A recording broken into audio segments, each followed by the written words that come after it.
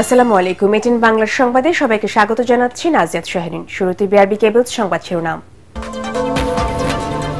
শেখ মুজিবুরের শাহাদাত বার্ষিকীতে ধানমন্ডি ৩২ নম্বরে দিনভর উত্তেজনা। শ্রদ্ধা জানাতে আসা আওয়ামী লীগ কর্মীদের পুলিশ ও ছাত্র জনতার বাধা, ৬ জন আটক। অনাড়ম্বর আয়োজনে খালেদা জিয়ার ৮১তম জন্মদিন পালন করল বিএনপি। নির্বাচন বানচালের ষড়যন্ত্রে ঐক্যবদ্ধভাবে মোকাবেলার আহ্বান দলটি নেতাদের। প্রধান উপদেষ্টার মালয়েশিয়া সফর অর্থনৈতিক উন্নয়নে ভূমিকা রাখবে আশা বিশ্লেষকদের। বিদেশি বিনিয়োগ বাড়াতে আমলাতান্ত্রিক জটিলতা দূর করার তাগিদ। এবং ৬ বছর পর ডাকসু নির্বাচনকে ঘিরে ঢাকা বিশ্ববিদ্যালয়ের শিক্ষার্থীদের মাঝে ব্যাপক উৎসাহ উদ্দীপনা। প্রার্থী হতে পারবে না জুলাই বিপ্লব দমনে জড়িতরা। শুনছিলেন বিআরবি কেবল সংবাদ শিরোনাম, এবারে বিস্তারিত। ১৫ আগস্ট শেখ মুজিবুর রহমানের শাহাদাত বার্ষিকীতে ধানমন্ডি ৩২ নম্বরে দিনভর ছিল উত্তেজনা। আইন শৃঙ্খলা রক্ষাকারী বাহিনীর কড়া নিরাপত্তা বেষ্টনী ভেদ করে সকালে কয়েকজন আওয়ামী লীগ কর্মী শ্রদ্ধা জানাতে এলে তাদের বাধা দেয় পুলিশ ও বিক্ষুব্ধ ছাত্র জনতা। এতে সেখানে কিছুটা উত্তেজনা ছড়িয়ে পড়ে, পরে তা নিয়ন্ত্রণে আনে পুলিশ। এর আগে গত রাতে আওয়ামী লীগ কর্মীর সন্দেহে ৬ জনকে আটক করা হয়। আরও জানাচ্ছেন মুশফিকুর রহমান। ১৫ আগস্ট বঙ্গবন্ধু শেখ মুজিবুর রহমানের ৫০তম শাহাদাত বার্ষিকী। তবে ধানমন্ডি ৩২ নম্বরে নেই কোনো আনুষ্ঠানিকতা, মিছিল, গণজামায়াত। ভাঙা বাড়ি ও স্মৃতিফলক ঘিরে শুনশান নীরবতা।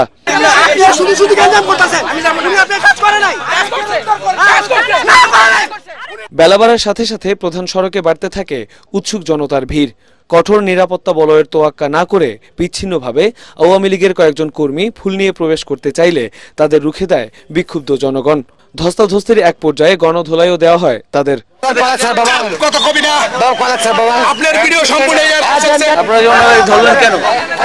আওয়ামী লীগ খুব ভালোবাসে, বঙ্গবন্ধুর বাড়ি খুব ভালোবাসে, এইটা কথাটা বলতেছে। আওয়ামী লীগ গেছে, এর অনেক ক্ষতি হয়ে গেছে। বঙ্গবন্ধু যে ভালো ছিল, বঙ্গবন্ধু ভালো ছিল, সব খারাপ। ওবায়দুল বঙ্গবন্ধু মৃত্যু দিবস আজকে ১৫ আগস্ট। আজকে আমি ফুল দেবো এখানে, আমার ফুল গিলে ফেলাই দিছে। আমার ফুল কেন ফেলাইলো? ফুল কেন ফেলাইলো? আমি কি মিটিং করতেছি? প্রথম থেকে উনাকেই বলছি যে আপা, আপনি যে এখানে আসছেন, আপনাকে কিন্তু জানের ভয় নাই, যা হবে হবে, আমি ফুল দিয়ে যাব। আমাকে ফুল কোথায় দিবেন? না বাড়ি আছে, না শেখ মুজিবুর রহমানের আকৃতি আছে, কোথায় ফুল দিবেন? বলতেছে যে আমি ফুল না দিয়ে, যে পর্যন্ত ফুল না দিবে সে পর্যন্ত যাবো না। বঙ্গবন্ধু সব পরিবার তারা যে নির্মমভাবে শহীদ করা হয়েছে, এই তাদের জন্য আমি কোরআন শরীফ খতম দিছি। আমি তাদের মাগফিরাতের জন্য দোয়া করা চাইছিলাম, তাদের বাড়িতে যাই না। বিক্ষুব্ধরা বলেন, স্বৈরাচারের দোসরদের কোনোভাবেই ছাড় দেয়া হবে না।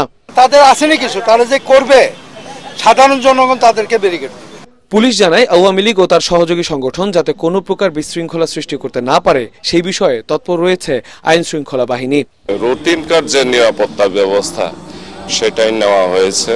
এখানে ওই যে বিভিন্ন সন্দেহে আর কি, কেউ বা মোবাইল চোর, ছিনতাইকারী অথবা নিষিদ্ধ ঘোষিত সংগঠনের সদস্য, এইরকম সন্দেহ করে ৫ জনকে আটক করা হয়েছিল। তো এদের ব্যাপারে যাচাই বাছাই করা হচ্ছে। পরিস্থিতি নিয়ন্ত্রণে প্রস্তুত রাখা হয়েছে সাজোয়া যান। মুশফিকুর রহমান, এটিএন বাংলা, ঢাকা। অনাড়ম্বর আয়োজনে পালিত হল বিএনপি চেয়ারপারসন ও সাবেক প্রধানমন্ত্রী বেগম খালেদা জিয়ার ৮১তম জন্মদিন। ৯০-এর এরশাদ বিরোধী আন্দোলন শেখ হাসিনার ১.৫ দশকের ফ্যাসিবাদী শাসনের বিরুদ্ধে আপোষহীন নেতৃত্ব তাকে নিয়ে গেছে অনন্য উচ্চতায়। দলীয় প্রধানের রোগ মুক্তি কামনায় মিলাদ ও দোয়া মাহফিলের মাধ্যমে বেগম জিয়ার জন্মদিন পালন করছে বিএনপি।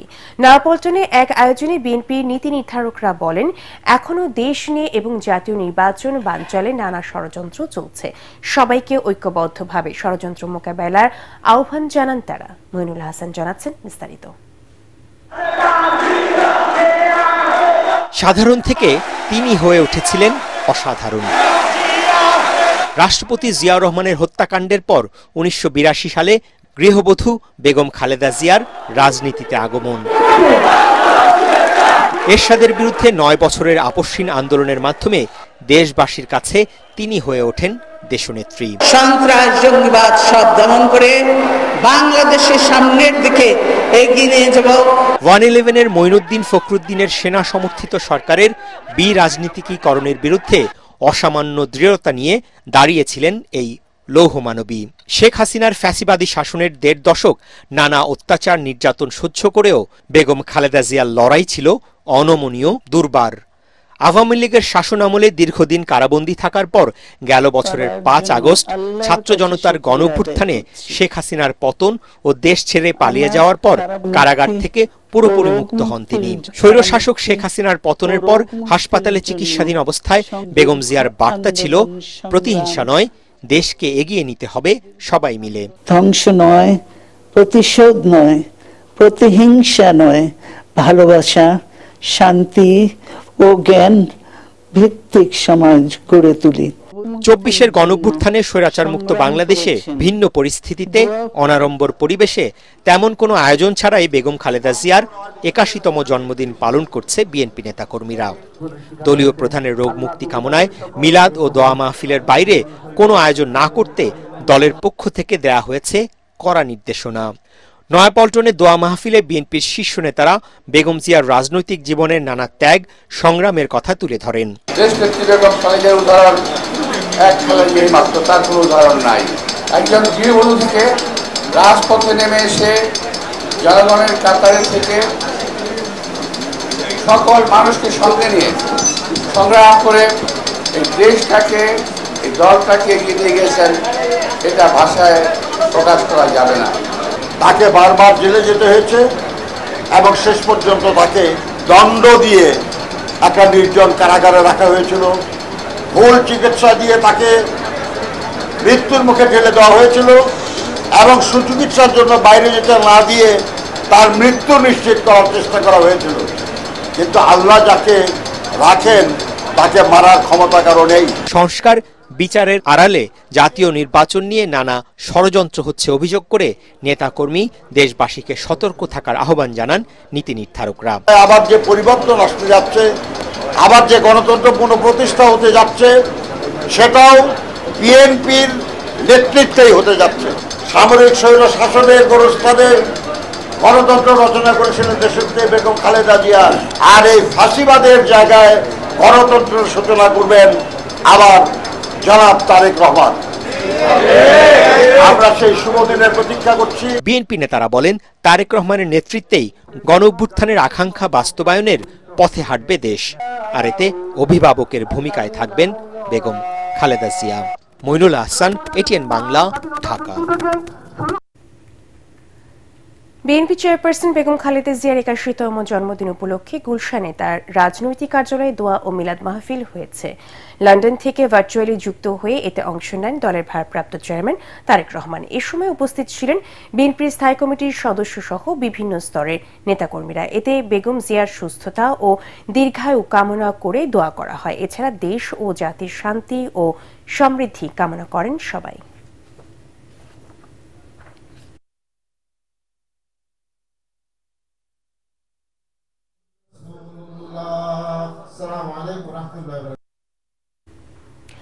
খালেদা জিয়াকে জন্মদিনের শুভেচ্ছা জানিয়ে ফুলের তোড়া পাঠিয়েছেন প্রধান উপদেষ্টা ডক্টর মোহাম্মদ ইউনূস। গুলশানে চেয়ারপারসনের বাসা ফিরোজায় চেয়ারপারসনের একান্ত সচিব ABM আব্দুল সাত্তারের কাছে প্রধান উপদেষ্টার পক্ষ থেকে ফুলের তোড়া হস্তান্তর করেন তার একান্ত সচিব সজীব এম খায়রুল ইসলাম ও প্রধান উপদেষ্টা কার্যালয়ের পরিচালক মোহাম্মদ নাজমুল ইসলাম। এ সময় বিএনপির মিডিয়া সেলের সদস্য শায়রুল কবির খান, দলের নির্বাহী কমিটির সদস্য বেলায়েত হোসেন, চেয়ারপারসনের ব্যক্তিগত কর্মকর্তা মাসুদ রহমান উপস্থিত ছিলেন। প্রধান উপদেষ্টার মালয়েশিয়া সফর LDC থেকে উত্তরণের পর দেশের অর্থনীতি সমৃদ্ধ করতে গুরুত্বপূর্ণ ভূমিকা রাখবে বলে আশা করছেন বিশ্লেষকরা। তারা বলছেন, অভিবাসন খাতে সফলতা না এলেও অন্য যেসব বিষয়ে সমঝোতা হয়েছে তাতে আগামীতে দুদেশের অর্থনীতি আরও বেগবান হবে। তবে এই সম্ভাবনা কাজে লাগাতে বিনিয়োগ বান্ধব পরিবেশ নিশ্চিত এবং আমলাতান্ত্রিক জটিলতা দূর করা তাগিদ দিয়েছেন বিশেষজ্ঞরা। ইমদাদুল্লাহ বাবু রিপোর্ট। মালয়েশিয়ায় প্রধান উপদেষ্টার 3 দিনের রাষ্ট্রীয় সফরে এবার ব্যবসা, জ্বালানি এবং শিক্ষাসহ কয়েকটি খাতে সফলতা এসেছে। এই সফরে উচ্চশিক্ষা, কূটনীতিকদের প্রশিক্ষণ ও হালাল পণ্য এবং সেবার ক্ষেত্রে দুদেশ নিজেদের সহযোগিতায় নোট বিনিময় করে। আর ব্যবসা বাণিজ্য এগিয়ে নিতে মালয়েশিয়ার ন্যাশনাল চেম্বার অব কমার্স এবং Bangladesh federation of chamber and commerce ইন্ডাস্ট্রির সাথে 2টি সমঝোতা স্মারক সই হয়।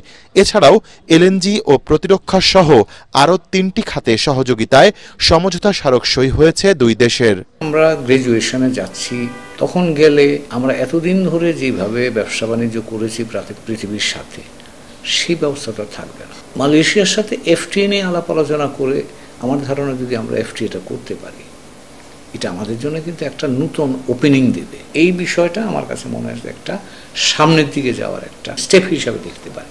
এনার্জি সিকিউরিটির জায়গায় কিন্তু গুরুত্বপূর্ণ কয়েকটা বিষয় আসছে। এলএনজির ইনফ্রাস্ট্রাকচার এবং রিনিউয়েবল এনার্জি।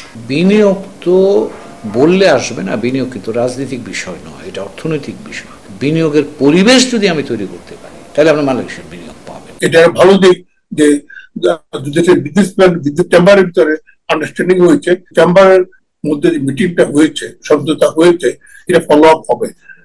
ফলো আপ হলে তখন কোন ক্ষেত্রে কে বিনিয়োগ করবে সে একটা সুযোগ এসে যাচ্ছে মনে করি এই ভিজিটের মাধ্যমে। তবে বাংলাদেশের জন্য দ্বিতীয় বৃহৎ শ্রমবাজার মালয়েশিয়ায় অভিবাসন বিষয়ে আলোচনায় আসেনি কোনো অগ্রগতি। এই সমস্যাটা একদিনে হয়নি, বিগত 15-20 বছরের সমস্যা হয়েছে। এই প্রথমবার মিটিং হলো হাইট লেভেলে, তো এর ফলো আপ হিসাবে হয়তোবা একটা সুযোগ তৈরি হবে বলে আমি মনে করি। আমি যেভাবে দেখি অভিবাসন প্রক্রিয়াটাকে, মালয়েশিয়ানটা কিন্তু একটু ভিন্নভাবে দেখে। তো কাজে আমার ধারণা এই কারণে এখানে খুব বেশি নাড়াচাড়া হয়নি, যা আছে চালু ওই অবস্থায় থাকুক। ব্যাচেলার্স বা শিক্ষিত যারা, তাদের জন্য ভিসার ব্যবস্থা একটা অভিবাসন একটা নতুন ডাইমেনশন হয়তো হবে। আমরা এটাকে শুধু টাকা আমদানির বিষয় হিসাবে দেখছি। এই অভিবাসীদের যাদেরকে পাঠাচ্ছি তাদেরকে যে আরো সক্ষম, আরো দক্ষ করে পাঠানো দরকার, সেই জায়গাটার প্রতি আমরা একদমই মনোযোগী না। সব ক্ষেত্রে সফলতা না এলেও বাংলাদেশ মালয়েশিয়ার মধ্যে গভীর ও দীর্ঘস্থায়ী বন্ধুত্ব আরও এগিয়ে নিতে সফরটি নিঃসন্দেহে বিশেষ গুরুত্ব রেখেছে বলে মত বিশ্লেষকদের। ইমদাদুল্লাহ বাবু, এটিএন বাংলা, ঢাকা। শরীয়তপুরে অ্যাম্বুলেন্স আটকে রাখায় অসুস্থ এক নবজাতকের মৃত্যুর ঘটনা ঘটেছে। অ্যাম্বুলেন্স চালক সিন্ডিকেটের কবলে পড়ে দীর্ঘ সময় আটকে থাকার কারণেই এই হৃদয় বিদারক ঘটনা ঘটে বলে অভিযোগ শিশুটির পরিবারের। রোগীর স্বজন ও পুলিশ জানায়, ডামুডা উপজেলার কনেশ্বর এলাকার নূর হোসেন সর্দারের স্ত্রী রুমা বেগম ছেলে সন্তানের জন্ম দেন। জন্মের পরই শিশুটি শ্বাসকষ্ট দেখা দিলে উন্নত চিকিৎসার ঢাকায় নেওয়ার পরামর্শ দেন হাসপাতালের চিকিৎসক। এ সময় তারা একটি অ্যাম্বুলেন্স ভাড়া করে ঢাকার উদ্দেশ্যে রওনা দেওয়ার সময় গাড়িটি আটকে রাখে স্থানীয় অ্যাম্বুলেন্স চালক সবুজ দেওয়ান ও আবু তাহের দেওয়ান। তাদের অ্যাম্বুলেন্স ছাড়া অন্য কোনো অ্যাম্বুলেন্স ভাড়া করা যাবে না বলে জানায় তারা। ঢাকাগামী অ্যাম্বুলেন্স চালকের চাবি কেড়ে নিয়ে তাকে শারীরিকভাবে লাঞ্ছিত করে। এ সময় রোগীর লোকজন বাধা দিলে তাদেরও মারধর করে ওই দুই চালক। এই অবস্থায় দীর্ঘ 40 মিনিট আটকে থাকার পর শিশুটি সেখানেই মারা যায়। তখন স্থানীয় দুই চালক ঘটনাস্থল থেকে পালিয়ে যায়। এই ঘটনায় অভিযুক্তদের দৃষ্টান্তমূলক শাস্তির দাবি জানিয়েছেন রোগীর স্বজনরা।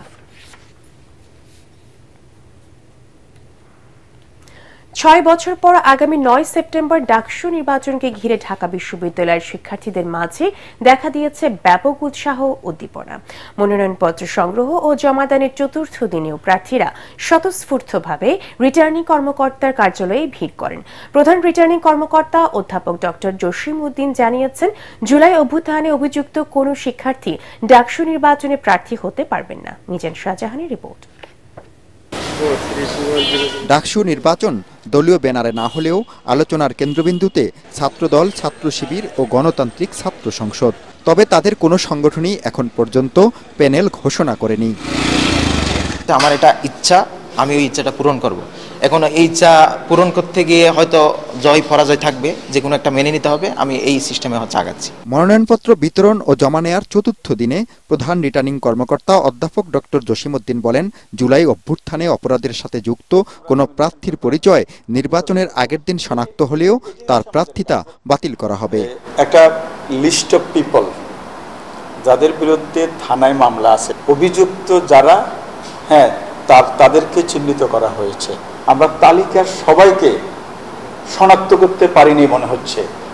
ভোটের আগের দিন পর্যন্ত যদি এই জাতীয় কারণে পাওয়া যায়, যেটা সিন্ডিকেট থেকে সিদ্ধান্ত হওয়া, তাদেরকে আমরা এই প্রক্রিয়া থেকে বিরত রাখবো। গত 12 আগস্ট থেকে ডাকসু ও হল সংসদ নির্বাচনের মনোনয়নপত্র বিতরণ চলছে। মনোনয়নপত্র বিতরণের শেষ তারিখ 18 আগস্ট, জমা দেওয়া যাবে 19 আগস্ট পর্যন্ত। ডাকসু নির্বাচনে মোট ভোটার 39,775 জন, এর মধ্যে ছাত্র ভোটার 20,873 জন আর ছাত্রী ভোটার 18,902 জন। সাধারণ শিক্ষার্থীরা বলছেন তারা এমন একটি কার্যকর ডাকসু চান যেখানে নির্বাচিত প্রতিনিধিরা তাদের স্বার্থের কথা চিন্তা করবেন। দলীয় স্বার্থের ঊর্ধ্বে উঠে সাধারণ শিক্ষার্থীদের কথা যারা ভাবেন, যারা চিন্তা করেন, তারা নির্বাচিত হলেই একটি কার্যকর ডাকসু হবে, এমনটি বলছেন বিশ্ববিদ্যালয়ের সাধারণ শিক্ষার্থীরা। মিজান শাহজাহান, এটিএন বাংলা, ঢাকা বিশ্ববিদ্যালয়। দেশে গত 24 ঘন্টায় ডেঙ্গু আক্রান্ত হয়ে 134 জন রোগী হাসপাতালে ভর্তি হয়েছেন। চলতি বছর এখন পর্যন্ত হাসপাতালে ভর্তি হয়েছেন 25,710 জন। গত 24 ঘন্টায় ডেঙ্গু আক্রান্ত হয়ে কেউ মারা যায়নি। এবছর ডেঙ্গুতে এ পর্যন্ত মৃত্যু হয়েছে 102 জনের। স্বাস্থ্য অধিদপ্তরের প্রেস বিজ্ঞপ্তিতে জানানো হয়েছে, গত 24 ঘন্টায় ডেঙ্গু আক্রান্ত হয়ে হাসপাতালে ভর্তি রোগীর মধ্যে বরিশাল বিভাগে 32 জন, চট্টগ্রাম বিভাগে 17, ঢাকা বিভাগে 20, ঢাকা উত্তর সিটি কর্পোরেশনে 14, ঢাকা দক্ষিণ সিটি কর্পোরেশনে 24, খুলনা বিভাগে 14, ময়মনসিংহ বিভাগে 4 ও রাজশাহী বিভাগে 9 জন রয়েছেন। ডেঙ্গু ও চিকুনগুনিয়া সহ মশাবাহিত বিভিন্ন ভয়াবহ রোগের প্রাদুর্ভাব বেড়েই চলেছে। নিজেকে এবং পরিবারের সবাইকে মশা থেকে সম্পূর্ণ সুরক্ষিত রাখতে ঘরে ব্যবহার করুন এক্সপেল ন্যাচারাল অ্যারোসল, আর ঘরের বাইরে সাথে রাখুন expel natural mosquito repellent spray, যা সরাসরি ত্বকে ব্যবহার করা যায়। এক্সপেল এর নতুন ফর্মুলা আরপিএম এর ডুয়েল অ্যাকশন। ঘরের মশা বাঁচবে না, বাইরের মশা আসবে না। আগামী পার্লামেন্ট নির্বাচন সুষ্ঠু ও নিরপেক্ষ হলে বিএনপি সবচেয়ে বেশি ভোট পেয়ে সরকার গঠন করবে বলে মন্তব্য করেছেন দলটির কেন্দ্রীয় নেতা ও সাবেক উপমন্ত্রী অ্যাডভোকেট রুহুল কুদ্দুস তালুকদার দুলু। দুপুরে নাটোরের নলডাঙ্গা উপজেলার রামসার কাজীপুর তালুকদার পাড়া জামে মসজিদ প্রাঙ্গণে তার বাবা বিশিষ্ট সমাজসেবক ডাক্তার নাসির উদ্দিন তালুকদারের 50তম মৃত্যুবার্ষিকী উপলক্ষে আয়োজিত দোয়া মাহফিলে তিনি কথা বলেন। নির্বাচন নিয়ে কোনো ষড়যন্ত্র বা চক্রান্ত হলে সকলকে ঐক্যবদ্ধভাবে তা মোকাবেলার আহ্বান জানান তিনি।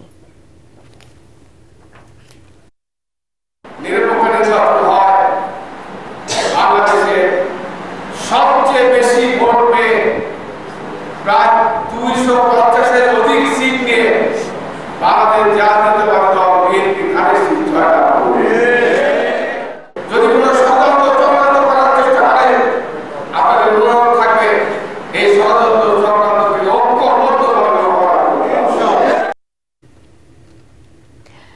দেশে চলমান সাম্প্রদায়িক হামলা নির্যাতন বন্ধে সরকারকে আরও দায়িত্বশীল ও কঠোর হওয়ার আহ্বান জানিয়েছে বাংলাদেশ পূজা উদযাপন পরিষদ ও মহানগর সার্বজনীন পূজা কমিটি। শ্রীকৃষ্ণের জন্মাষ্টমী উপলক্ষে সকালে ঢাকেশ্বরী জাতীয় মন্দিরে মতবিনিময় সভায় মহানগর সার্বজনীন পূজা কমিটির সভাপতি জয়ন্ত কুমার দেব বলেন, নতুন বাংলাদেশে হানাহানি নয়, নিরাপদে থাকায় সবার প্রত্যাশা। নির্বিঘ্নে জন্মাষ্টমী পালন করতে আইন শৃঙ্খলা বাহিনীর পক্ষ থেকে বিশেষ ব্যবস্থা নেওয়া হয়েছে বলেও জানান তিনি।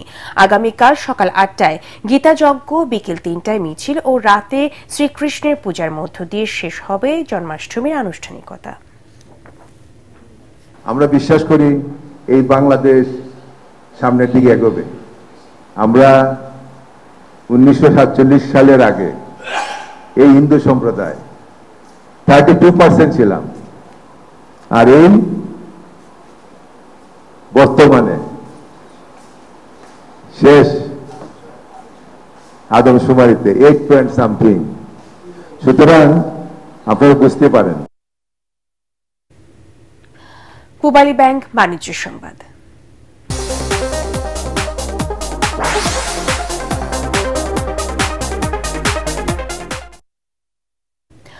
বৃষ্টি ও উত্তরবঙ্গে বন্যার অজুহাতে বেড়েছে সব ধরনের সবজির দাম। ৮০ থেকে ১০০ টাকা কেজিতে বিক্রি হচ্ছে বেশিরভাগ সবজি। কেজিতে ১৫ টাকা বেড়ে পেঁয়াজও বিক্রি হচ্ছে ৮০ টাকায়, আর ৫০ টাকা বেড়ে ২০০ টাকা দরে বিক্রি হচ্ছে আদা। মাছে ভাতে বাঙালি প্রবাদটি যেন এখন শুধুই ইতিহাস। সাধারণ মানুষের নাগালের বাইরে রূপালী ইলিশ। বেড়েছে সব ধরনের মুরগির দাম। রাজধানী কাউরান বাজার ঘুরে তরিক ইসলামের রিপোর্ট। মনে করেন আমরা আর নাই, সোজা কথা, এক কথায়। এখন কি করা হবে, কার কাছে বলবো? এই যে বাজারের আইটেম নিয়ে এসেছি 10টা 12টা, 2টা আইটেম 3টা আইটেমের শেষ। শুক্রবার ছুটির দিনে সাপ্তাহিক কিংবা দৈনন্দিন বাজার করতে ক্রেতাদের ভিড় রাজধানীর বাজারগুলোতে। শুক্রবার কাউরান বাজারে অধিকাংশ সবজি বিক্রি হচ্ছে ৮০ থেকে ১০০ টাকা দরে। পণ্যের দামে দিশেহারা ক্রেতারা। অনেক বেশি ভাই, সবজির দাম, তরকারির দাম, মাছ মুরগি সব জিজ্ঞেস করলাম, অনেক দাম বেশি। লাউ আছে আপনার ৮০ টাকা পিস, চিচিঙ্গা আছে ৮০ টাকা কেজি, দুন্দুল ১০০ টাকা কেজি, পটল ১০০ টাকা ৯০ টাকা, ভেন্ডি আছে ৮০ টাকা, উস্তা আছে ১০০ টাকা কেজি, দেশি শসা আছে ১০০ টাকা, কচুরমুখী আছে আপনার ৬০ টাকা কেজি, কারকল আছে ৯০ টাকা ১০০ টাকা, ঝিঙ্গা আছে ১২০ টাকা ১১০ টাকা। শুধু পেঁপের দাম আছে ৩০ টাকা ২৫ টাকা কেজি, লতি আছে ১০০ টাকা কেজি ৮০ টাকা, গাজর আছে ১২০ টাকা, টমেটো আছে ১৬০ টাকা। কি অবস্থায় বলা মুশকিল, না আসলেই ভালো আর কি, মনে হয় যে না আসি সেটাই ভালো। ছুটির দিনে পরিবারের মুখে কিছুটা ভালো খাবার দিতে ক্রেতাদের ভিড় দেখা গেছে মাছ বাজারে। ইলিশের চাহিদা থাকলেও অনেকেই দাম শুনে না কিনেই ফিরে যাচ্ছেন। দাম কিছুটা কম হওয়ায় অনেকেই জাটকা কিনে স্বাদ মেটাচ্ছেন। দাম বাড়তি দেশীয় মাছেরও। আমার কাছে একটু বেশি মনে হচ্ছে, যদিও নিউজে দেখাচ্ছে একটু কম, আমার কাছে কম মনে হচ্ছে না। যেমন ইলিশ একটা ২৪০০-২২০০ টাকা চাচ্ছে, আমরা ১৮০০-১৯০০ বলতেছি। চাঁদপুরে মাছ ধরা কম পড়তেছে বর্তমানে, আমদানি কম। স্বস্তি নেই মুরগির বাজারেও।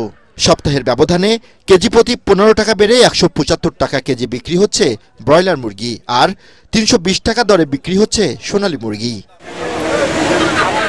তরিক ইসলাম, এটিএন বাংলা, ঢাকা। আল আরাফা ইসলামী ব্যাংক অর্থ সংবাদ।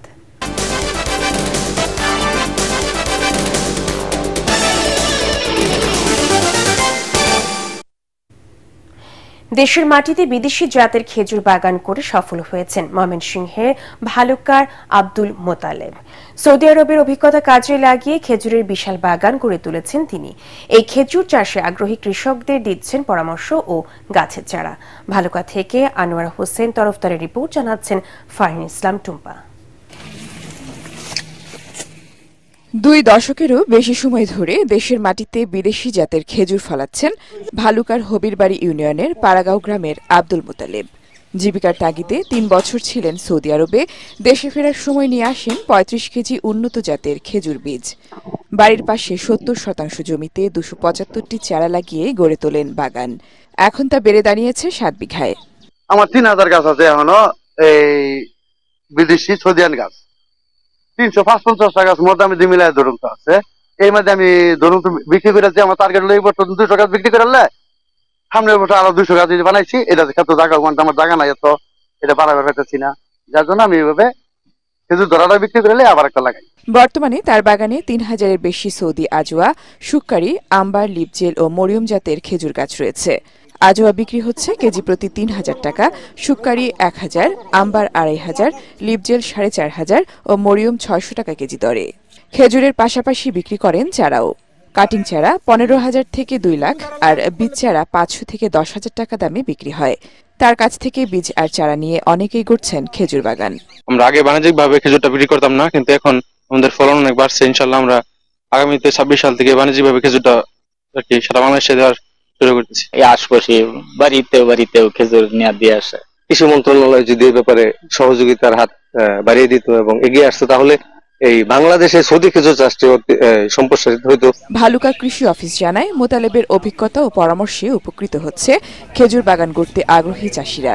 বর্তমানে আমাদের যে এক্সিস্টিং ভ্যারাইটি গুলো আছে সেগুলো যদি সম্প্রসারণের একটু উদ্যোগ নেওয়া হয় বা নতুন জাত তৈরি করা হয়, তাহলে আমি মনে করি আমাদের দেশে খেজুরের আবাদ আরো অনেক বেশি বৃদ্ধি পাবে। আমাদের যে পরিমাণ খেজুর দেশের বাইরে থেকে আমদানি করতে হয়, সেই খেজুরের আমদানি অনেকটাই কমে যাবে। সরকারি পৃষ্ঠপোষকতা পেলে সারা দেশে সৌদি খেজুর চাষ ছড়িয়ে দিতে চান কৃষি উদ্যোক্তা Motaleb. Bureau report, ATN Bangla. খেলার খবর।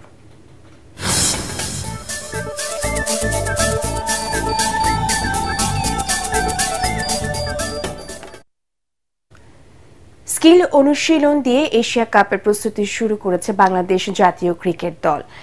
গেল 6 আগস্ট থেকে শুরু হয় টাইগারদের বিশেষ ফিটনেস ক্যাম্প, যার শেষ হয় বুধবার। এরপর একদিনের বিরতি দিয়ে দুপুর থেকে ফের মাঠে নামেন টাইগার ক্রিকেটাররা। প্রথমবারের মতো পাওয়ার হিটিং কোচ জুলিয়ান উডের সঙ্গেও কাজ করার সুযোগ পেয়েছেন ক্রিকেটাররা। 18 আগস্ট এই অনুশীলন শেষে লিটন দাস, নাজমুল হোসেন শান্তরা যাবেন সিলেটে।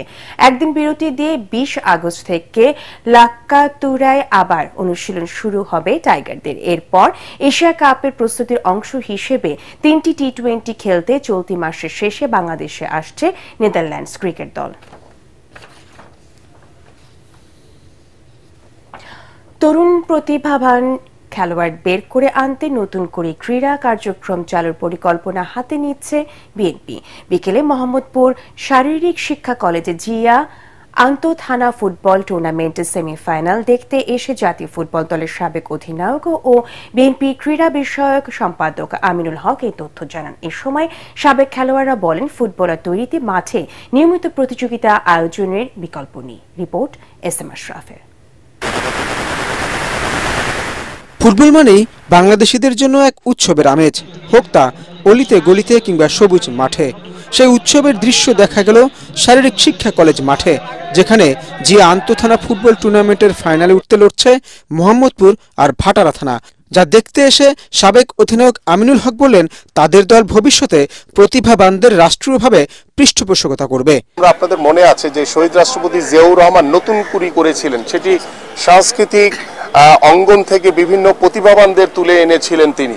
আমরা সেই চিন্তা থেকে নতুন কুড়ি স্পোর্টস নামে আমরা আমাদের সারা বাংলাদেশ থেকে আমরা ট্যালেন্ট হান্ট করতে চাই। আমরা সেই ট্যালেন্ট যারা রয়েছে, সেটা football, cricket, basketball, volleyball, handball, swimming, সাঁতার, যে কোনো ইভেন্টেরই হতে পারে, তাদেরকে কালেক্ট করে আমরা রাষ্ট্রীয়ভাবে তাদেরকে স্কলারশিপ দিয়ে আমরা তাদের পড়াশোনা এবং খেলাধুলাকে রাষ্ট্রীয়ভাবে নিশ্চিত করতে চাই।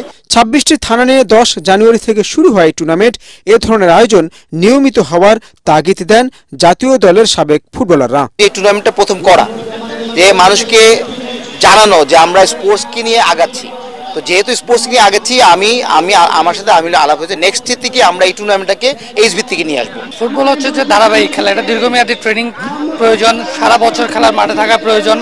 সারা বছর মাঠে খেলা হলে প্লেয়ার এমনিতে উঠে আসবে। রোববার আরেক সেমিফাইনালে খিলখ্যাতের রুহুল আমিন খান উচ্চ বিদ্যালয়ে লড়বে হাতিরঝিল আর তেজগাঁও থানা। এস.এম. আশরাফ, এটিএন বাংলা, ঢাকা।